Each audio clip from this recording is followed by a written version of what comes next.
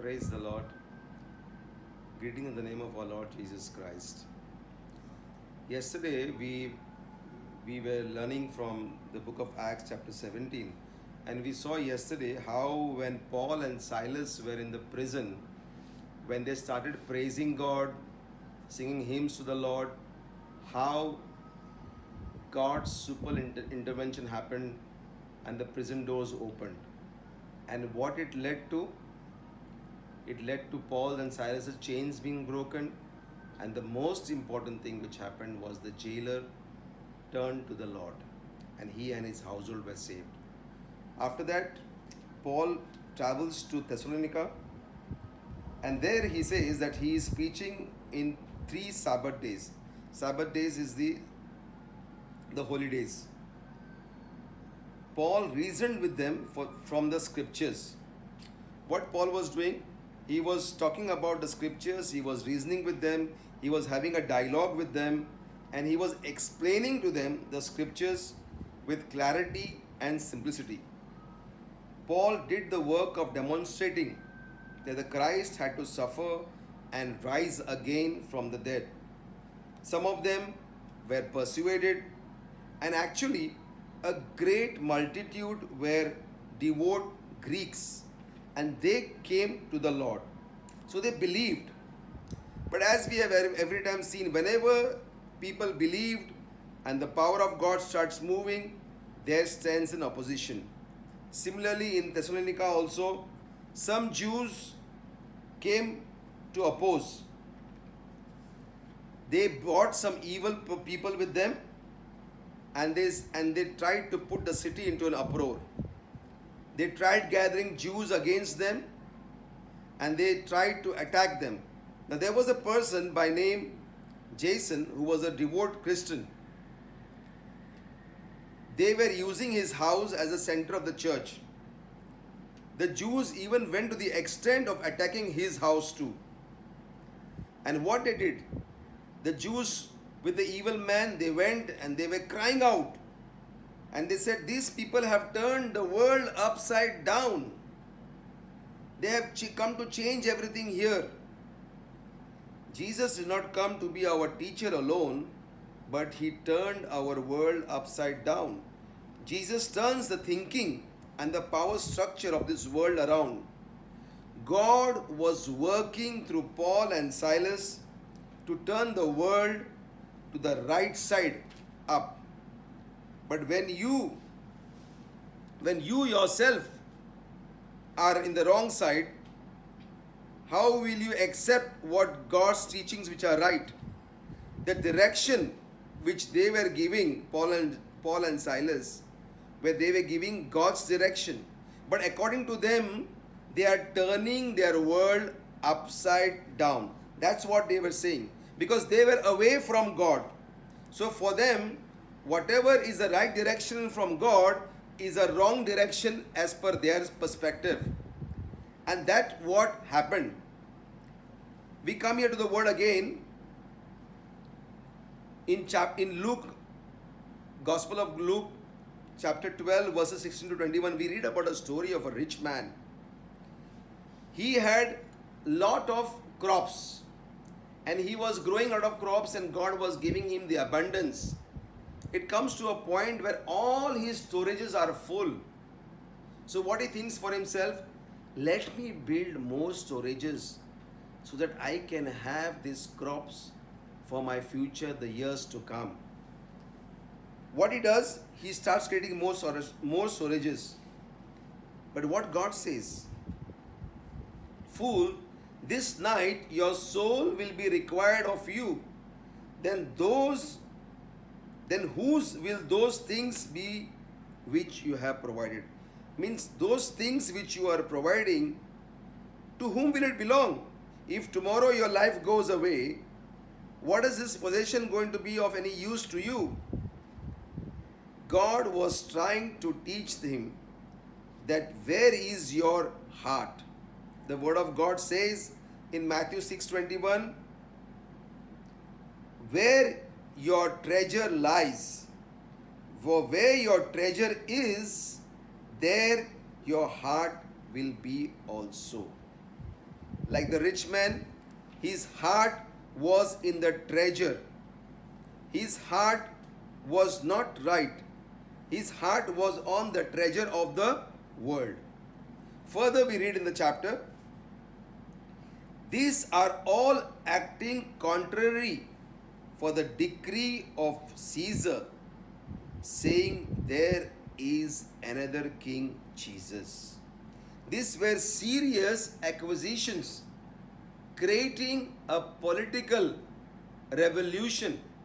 The Jews were stirring up the people to a point that here these people, Paul and Silas, are preaching about somebody who is a king called Jesus, and they are defying, or they are not agreeing to you, the king who is our king, the Caesar king. Jesus reminds us here what he had said in the Gospels: what belongs to Caesar belongs to Caesar. Jesus came not for the worldly possessions. He came to save us. He came to save us sinners, so we can turn back to God Almighty. But the Jews, they were trying to create an uproar. They were trying to create a political turmoil. What it says here, but we can read here, there was a hidden compliment inside this, which means the evil man understood that Christians thought that Jesus was a king. Finally, when they did all these things, they tried to drive away Paul and Silas out of the place. So what did they do? They took security or guarantee from this Jason, and then they let him go. So by night, Paul and Silas went away to Berea, the next place, and they continued teaching there. Now here, the audience was more fair-minded than those who were in Thessalonica. They received the word with all readiness and searched the scriptures daily, and many of them believed. Now when the Jews heard that God is being preached by Paul in Berea, again they went there to create havoc. They were not happy of just driving them out of Thessalonica.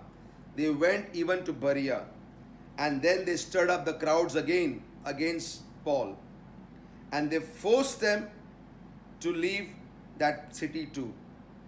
It is so happened in this Paul's journey of preaching the gospel, this is the 5th city he was actually run out by the angry mob. You see what fierce opposition Paul is facing. We read in the chapter of Acts, first in the city of Antioch he was driven out, then in Iconium, third in Lystra, fourth in Thessalonica, and now in Berea. So wherever they went, they were tried to be thrown out of the city. But what good thing happened? Whichever place they went, they could plant churches. They were putting the seeds. Lot of people used to believe. Some people were coming against them, but a great multitude always believed. And the word of God did not stop there. It continued because they put the seed. I would take you to one of the letters in Corinthians. In 1 Corinthians chapter 3 verses 6 to 9, it says, I have planted, Apollos watered, but God gave the increase. Today, you and I are called to do His work, but finally, it is God who gives the increase. Verse 7 says, so neither the one who plants nor the one who waters is anything, but only God who makes things to grow. The one who plants and the one who waters have one purpose, and they will each be rewarded according to their own labor. For we are co-workers in God's service. You are God's field, God's building. the word of God is very clear. It says we are called to serve the Lord. We are called to do his mighty work. But ultimately, who is the one who gives us the increase?